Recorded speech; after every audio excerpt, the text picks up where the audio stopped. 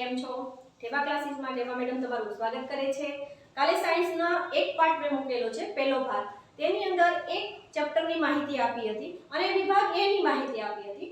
આજે ચેપ્ટર 10નું તેમાંથી આઈએમપી પ્રશ્ન છે જે 52 નંબરના ક્રમની અંદર પૂછાશે.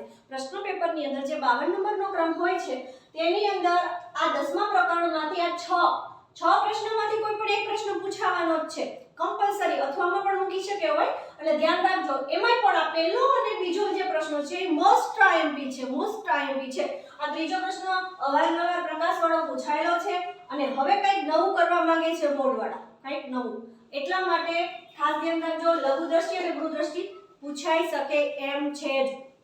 હવે જોઈ લઈએ કે લઘુ દ્રષ્ટિની ખામી થવાના કારણો જણાવો, તેને કેવી રીતે નિવારી શકાય અને પ્રવૃત્તિ દ્વારા સમજાવવાનું છે. ત્યાર પછી ગૃહ દ્રષ્ટિની ખામી થવાના કારણો જણાવો, તેને કેવી રીતે નિવારી શકાય તે પ્રવૃત્તિ દ્વારા સમજાવવાનું છે. ત્યાર પછી પ્રકાશનું વિભાજન એટલે શું, પ્રિઝમ વડે પ્રકાશના વિભાજનની ઘટના દોરીને સમજાવો. જો ભાઈ દોરવાનું કેમ હોય તે દોરજો. અને દોરવાની વસ્તુ એવી છે કે તમે પહેલું જે તમારે પેજ મોટા હોય, પહેલા પેજની અંદર આકૃતિ વ્યવસ્થિત પહેલા દોરજો, નામ નિર્દેશન આપજો અને જે એના કારણો કે લાભો કે જે XYZ આપેલું હોય તે નેક્સ્ટ પેજ ઉપર સારા અક્ષરે અને ચોખ્ખા અક્ષરે લખજો.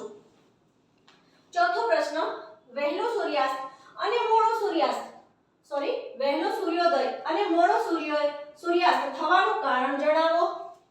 માનવ આંખની નામ નિર્દેશક આકૃતિ દોરો. ઓછામાં ઓછા 4 ભાગોના નામ અને તેના 2 ભાગ જે 4 લખ્યા હોય એમાંથી 2 ભાગની માહિતી આપવાની છે તમારે. નીચેના હવે છઠ્ઠો પ્રશ્ન છે ને એની અંદર 2 પ્રશ્ન સમાયેલા છે. નીચેના પ્રશ્નોના જવાબ આપો. પહેલો પ્રશ્ન, તારાઓ કેમ ટમટમે છે? હવે આ તો પૂછે જ છે. બીજો, સ્વચ્છ આકાશ ભૂરા શા માટે દેખાય છે? સ્વચ્છ આકાશ હોય અને ભૂરું કેમ દેખાય છે?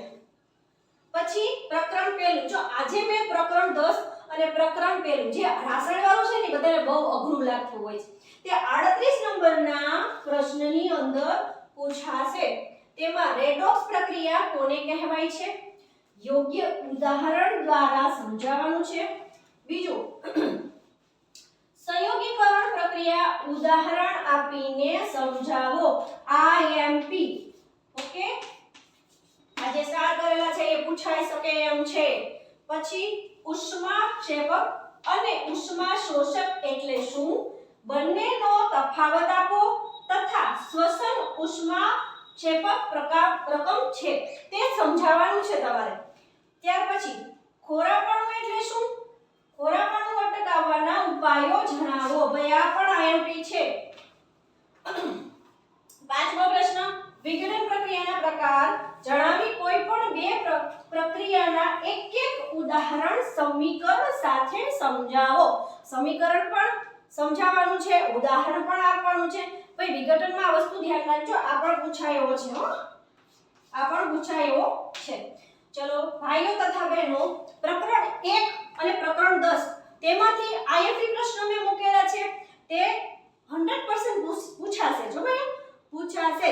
તમે આની સ્ક્રીનશોટ પાડી લેજો અને આ અચૂક પાકા કરજો. તમારે બોર્ડના પેપરમાં 50 ઉપર જવું હોય.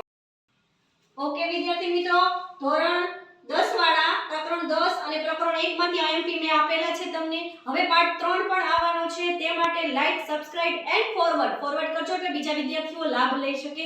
Okay bye.